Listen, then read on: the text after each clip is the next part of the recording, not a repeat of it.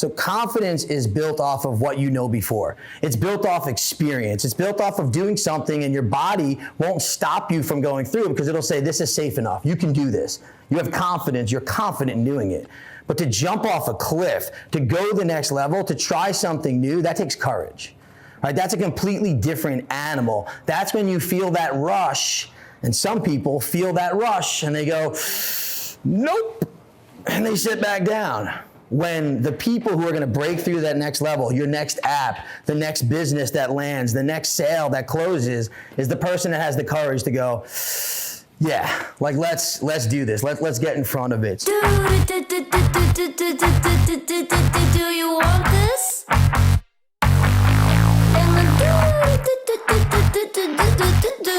Do you need it? I think that you should have it.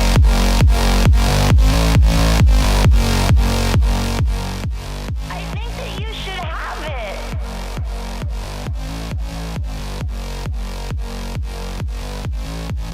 Okay. Revenue architecture steered from understanding that everybody has some level of revenue architecture that they need to do in their life. And I'm going to explain why over a few slides. We're going to talk through some stuff, but not everybody here is responsible for sales, I would say, right? Raise your hand if you're responsible for sales. Oh, all right, there's a few of us. Great. How do you build revenue in a company if you're not part of sales? Right, that's what I want to look at, because revenue means to everybody usually what? Sure. Sales, revenue is money usually, right? Revenue is currency, and currency doesn't have to mean money. Currency can mean anything. So your value in every company, as a software engineer, as somebody in the back room that's cranking away building the next app, you have revenue. You're creating revenue for the company because you're creating value for the company in some sort of currency. So when I speak revenue today, if you're not part of the sales engine, think value, think currency, think your own self as the revenue that you're building. That's what I want you to think about here as we go through it. What I see here is like, I'm a visionary, I'm a family man, I do all of these things, I am like real dude, I work for these people, this is my why. The reason this slide is up here because they're important to me and I want you to know what my revenue architecture is about. It starts with the why. So if you don't have a why on what you're trying to accomplish, goal setting, all of that, it doesn't matter everything else. Does that make sense? This is my why, which is why I put them up there. So 3 things we're going to look at today: attitude, behavior, and technique. Now this is a Sandler thing. If anybody is familiar with Sandler, it's a methodology of how to be a better salesperson.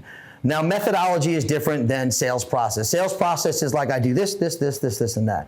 Methodology is based on philosophy, the way I approach people, the way I communicate with people. And the 3 levels of that can do anything in your life: behavior, attitude, and technique.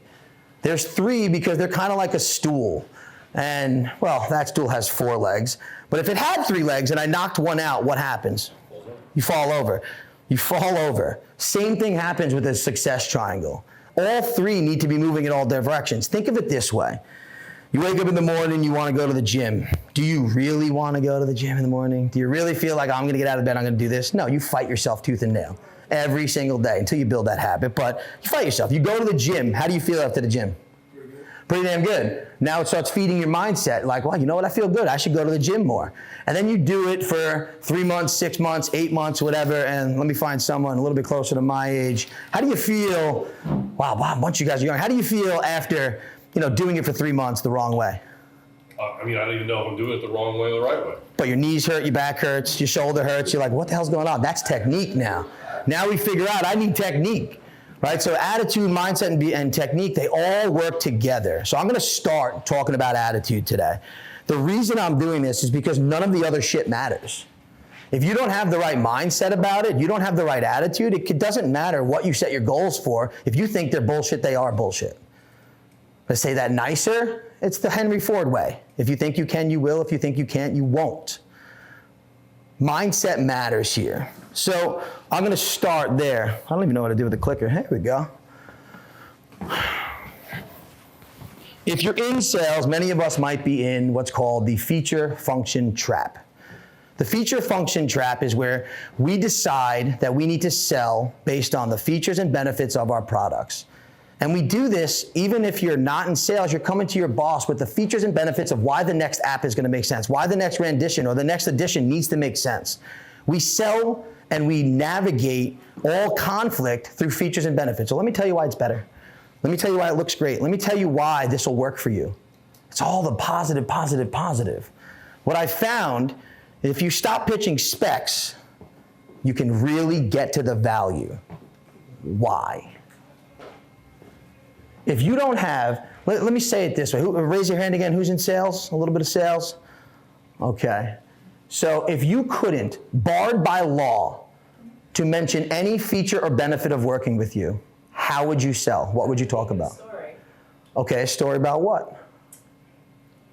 How it improves your life, how it improves your well-being. Sounds like a feature and benefit to me.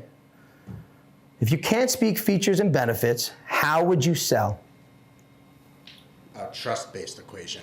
A trust-based equation. You got to say more, brother. Well, I want to hear from them. What are they looking for in a partner? And I want to get to a series of questions that eliminates me from that potential. So I want them to qualify me as the right provider for their needs.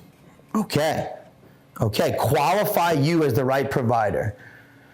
Why do people buy anything? Why do people say yes to anything in life? To solve a pain. I don't care, what's that? Or to Prevent future. To enhance pleasure or prevent pain. That is a buying emotion. Pleasure is a buying emotion. However, what we found is that buying emotions have 4 ways: preventing pain in the future, preventing pain in the present, pleasure in the future, and pleasure in the present. The most effective buying power is pain in the present. Think of this like a broken arm. You don't go to the hospital and go, I think I might get a few other people to look at this. No, they set it, they charge you, they do whatever because you're there. You're in multiple pains right there. However, surface pains can last forever, and that's what most people sell to. I'm gonna get deeper into that soon, but let me break down this. Remember this if you remember nothing else. Change the architecture of how you're approaching any negotiation. What in sales is the #1 thing people think they're looking for at the end? Someone to say one word, what is it? Yes. Do you know how much fucking pressure that puts on you? Do you know how much pressure that puts on the person in front of you? They are the whole time thinking at the end, this guy's gonna tell me that he wants me to say yes. And you're thinking the whole time, all I want them to do is say yes. Pressure does not sell. People buy for their own reasons, not yours. They buy a solution to their pain. Revenue architecture tries to drive to why that conversation is about them. People love to talk about themselves. Revenue architecture is about uncovering that pain at a deepest level, so they're selling you. So I said, if you remember nothing, remember this: change your methodology to go for the no. The mindset starts that I'm gonna walk in and I'm gonna say, my job here is to make sure you tell me no at the end of this. Think about how different those conversations will go. They're the ones that have to prove to you why they are the right customer for you. But that starts with mindset. And of course, there's technique and behavior in there. But if you don't have the mindset, and if you don't actually believe it, if you say you're gonna go for the no, but the whole time you're thinking, I'm definitely gonna go for the yes, you're still gonna screw it up. Halfway through, you'll slip back into the old yes man and go for it, and then they'll go, well, I'll think it over. And now you're stuck. You're up at night, can't sleep. Go for the no. Well, it's not selling, you're just helping them find the issue that they have. It's correct. The best sales professionals in the world will do that. The best humans in the world will do that too. They're the ones that listen really well. They don't give you a solution. There's no prescription without diagnosis. You gotta diagnose first. You gotta figure out what's going on. But the power of saying no means that you actually believe that it's okay for them to say no. And you're cool with that. They'll feel that, you'll feel that, no more pressure. So starting with mindset is why I start here. Mind over matter. I already talked about this, but I love this picture. It's one of my favorites. Is this man crushed or did he just win? I don't know. But what I do know is that in his body, he's done, he's spent. Maybe he even just lost the race, but he lost the fight. But here, he's a winner. He's a freaking champion. Why does that matter? Because we live in comfort zones. Comfort zones are areas where we get stuck. Maybe it's that thing where you did really well last year. You closed a bunch of deals. If you're in your comfort zone somewhere around here, what you'll do, you close the year at a 10, you'll say, well, I got lucky. There was a few things ahead of me that they were gonna happen anyway. I'd like 3 volunteers. All you gotta do is raise your hand, that's all I need. 3 volunteers. I got 1, I got 2, I got 3. Oh, I'm gonna go actually 3 over. You've gotten a couple. All right, ready? On this scale, 1 to 10, I want you to give yourself a number. Stripped of all roles. You have 0 roles, you have 0 responsibilities. Stripped of all of that, your identity, who you are when no one's looking, who you are. What number would you give yourself? Go ahead and give yourself a number, then just hold it. Cool? Okay. Anybody at 10? Anybody 9? Oh, we got some 9s in here. 8? Okay, okay. Everybody here is a 10. Why? What is this?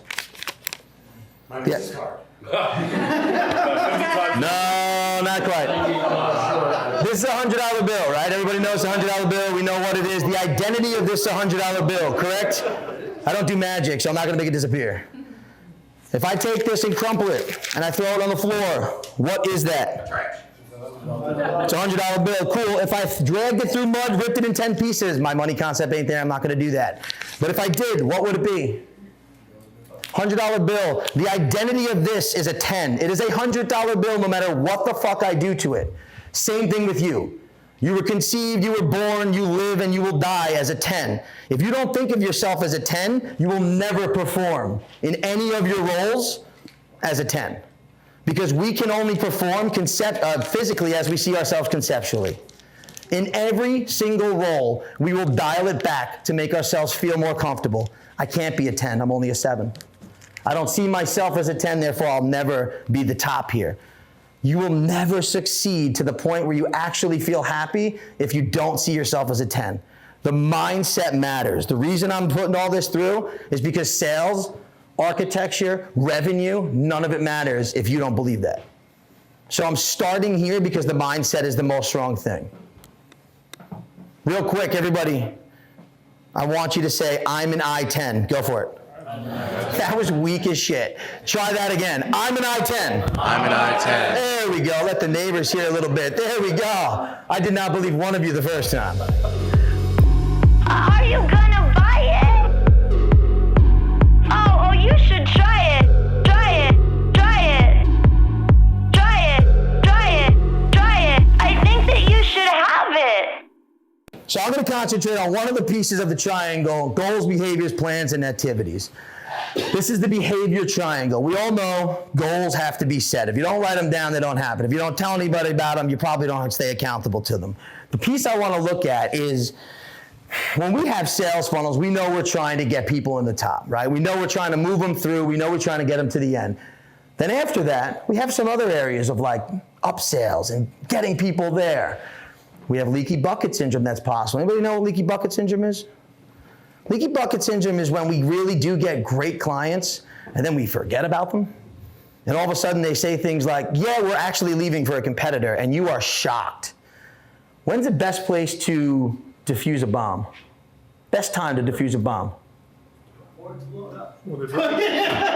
Before it goes off. Before they leave. That's right. But people are afraid of bombs, so we don't go near them, and all of a sudden it explodes. I'm going to talk about why that matters in a minute. When I look at sales funnels and I look at the ideas here, we've got to have a plan, a strategy for all of these. So today what I'm going to show you is a little bit of revenue architecture based off something called the CARE model. And before I get there, I want to ask a question. Do you have a strategy for growth in all 4 areas of revenue generation? Now, of course, everyone's thinking, what 4 avenues of revenue generation? What the hell is he talking about? Does anybody know one avenue of revenue generation? What's one box? It's a 4-box drill here. One of them is what? Sales, attainment of new business, right? Great. So attaining new business, love it. How else do I get revenue? Retention. Retention, keeping people happy, avoiding that leaky bucket syndrome. That's 2. What else do I got? Referrals. Referrals would be under attainment, right? We're attaining new. Upsell. Yep. Upsell, expansion. There we go. What else? There's one more. What's that? Minimize expenses. Well, we're not a PE firm. That is the way you could make revenue, but I would say that's more still that's more of an accounting thing than more of a sales thing. The last one is, you can't even see that. The last one is expansion, is recapture, I mean. Recapture is the toughest one to do. You gotta have a set of on you. Can you say the 4 again? I'm gonna go through, don't worry. Don't you worry, man. So keep. Anybody got a favorite AI bot they love? Claude. All right, Claude. Claude is probably mostly the favorite. Some people are still using ChatGPT, Gemini, Perplexity, whatever it is. Whatever you choose, this thing you could put in there. If you put in KARE, I want to do this by a care model, you can create one of these areas. What we have found is 90% of businesses do not have enough strategies in each one of these boxes. If you create some architecture on each one of these boxes, you will be more successful. Think of this in your friendships. So I said this isn't about business always. If you're not in sales, cool. How are you keeping your clients, your friends, happy? Why do they stick around? Why might they not just leave you tomorrow with someone better? I don't want you to fall asleep at night thinking that's gonna happen, but we have to think about how are we keeping people happy? Diffusing the bomb before it goes off. Tough conversations are tough for a reason because we let them be tough. We let the mindset say we can't talk to them. In revenue architecture, I create strategies around keeping people happy. One of them is called Recon. Write this down, R-E-C-O-N. R-E-C-O-N. The way you maintain clients is by clarity and structure. Anytime a new client comes on board, you let them know that your process is that once a quarter we meet. Or if your cycle is only 1 month, then once a week we meet. And this is the type of conversation you're gonna have. R, remember, recall why we started working together, what we were trying to solve. Pour salt, open the wound, pour salt back on it. Pain is a good indicator that they want to stay with you. If the pain is still there and it's still fresh, you will get them back into that emotional area. E, experience. What's your experience been so far? How are things going? O, opportunities. Now, this is the real relationship builder. Everybody in this room who does sales, would you say you do really well at building relationships? Yes. Okay. 85% of communication with clients is for 2 things. One of them is to sell them something. What's the other one? Keep them happy. Nope. To tell them there's a problem and that, don't worry, we're gonna solve it. Do you like anybody who calls you to sell you something or tell you there's an issue? Yeah, me either. Opportunities, this recon call, opportunities about like, what kind of opportunities do you have in your life? Not with me. How's your business doing? What opportunities do you have in front of you? What opportunities do you have for your personal life? Let's get real. What are the opportunities you have in front of you? C, what are the challenges? What are the changes that are happening in your world that are affecting the things that we're trying to do together? Is there something I could be doing to help you with some of that pain, those challenges, those changes in your market? And then N is next steps. If you leave without a clear next step, you get stuck in follow-up mode, and then you write that goddamn email that sounds something like, just wanted to circle back here. Ugh. A clear next step is you and I saying, hey, this was really fun. Why don't we look about 2 months ahead? Grab Tuesday, March 19th, or Thursday, March 19th at 5 o'clock. Does that work? And they can go, no, how about the 20th? Clear next step. You know who doesn't have to think about it anymore? Anybody. But if you leave, you're the only one thinking about it. Man, I wish I could follow up with him. Man, I wish I could get them back on the phone. Now I'm gonna send them an email, send them a call. Clear next steps. That's how we keep clients happy. Process. Attainment, new business. I'm gonna share a prompt later. Now, revenue architecture, prompt stacking, and building a revenue architecture is a 3-hour workshop. We're not doing that tonight. But I will show you some prompts that are too small for you to read. However, if you want them, just ping Justin, ping me. I will give them to you. They are free. I'm not gating them. I'm not gonna make you give me a bunch of shit for it. You can have it. They're my prompts. I built them. I love them. They work really well. What's up, guys? So they're available. I'll show you what that revenue architecture. This is telling me I'm supposed to do my back stretches because I have a terrible back. 8 o'clock. So attaining new business, for me, let's take what we used to do in attaining new business and let's fire that up to 1,000 notches by paying attention to pain. The revenue architecture that I built only builds around pain. I want to know not just what they deal with in their business, what keeps this client up at night. At 2 a.m. they wake up sweating about. That's what I'm asking Claude to develop for me, because at the meeting that I'm having, I'm asking questions until they get to that point. Because the personal pain switches on like no other. So that's what I'm looking to do there. Recapture. Recapture is those people that said no. Those people that weren't a right fit. Those people that even worked with you and those bastards left to go to somebody else.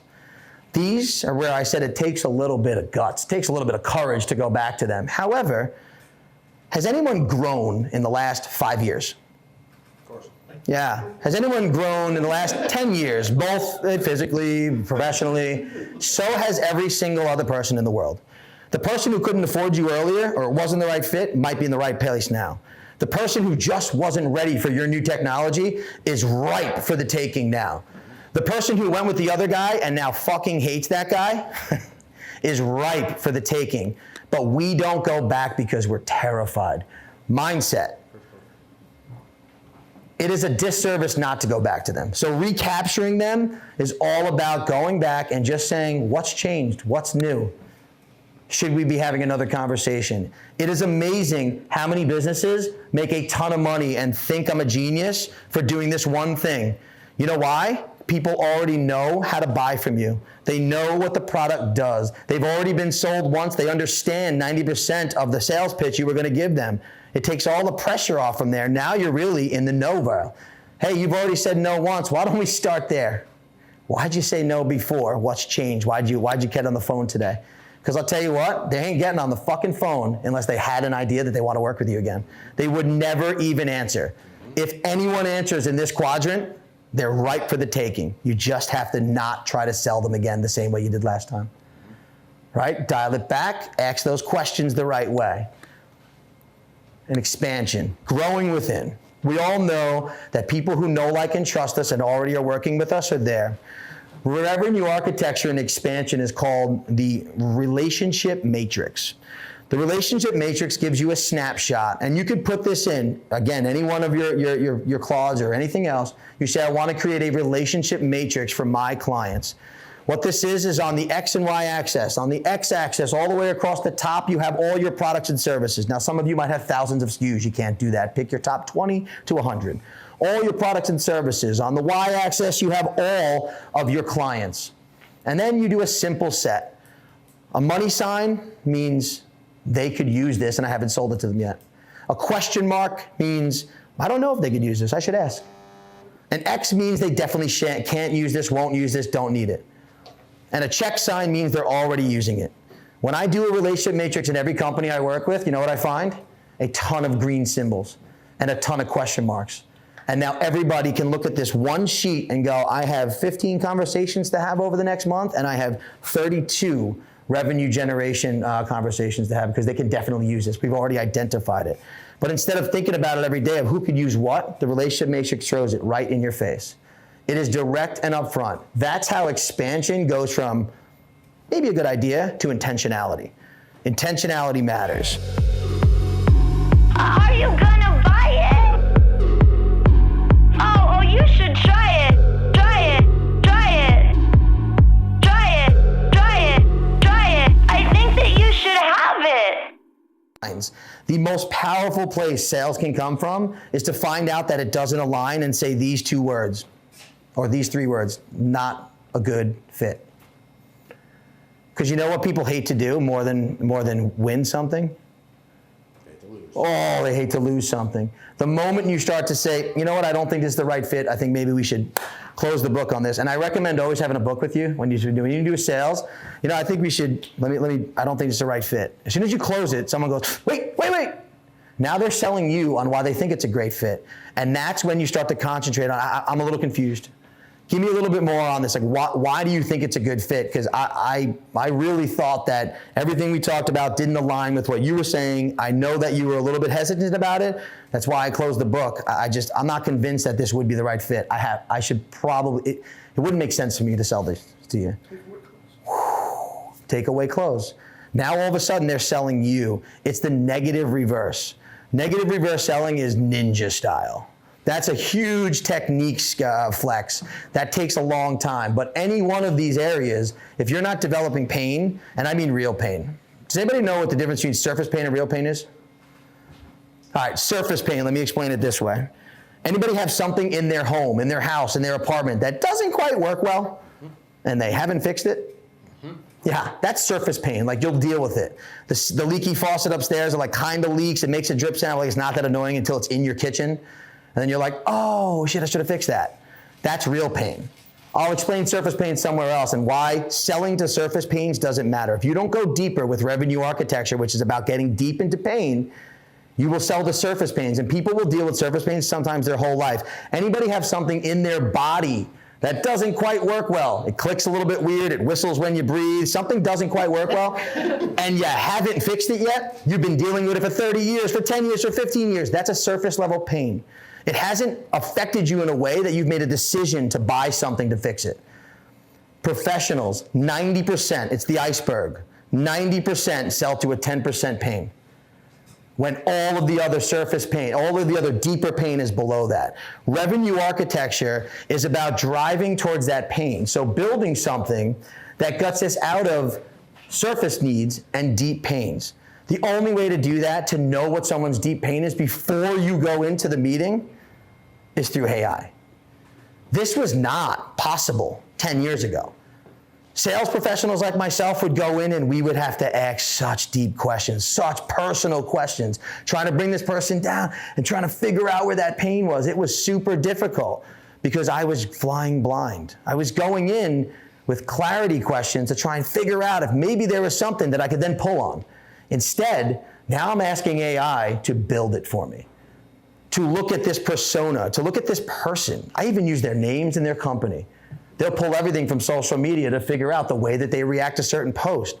And I'll find those deeper pains. And that's what I'm gonna guide that to. So I'm gonna have the right questions that go from surface to deep pains. And when it gets to deep pains, that's when I know emotion comes out. Because people buy emotionally. They make decisions intellectually, but they buy emotionally. If there's no emotion about it, they're not gonna buy.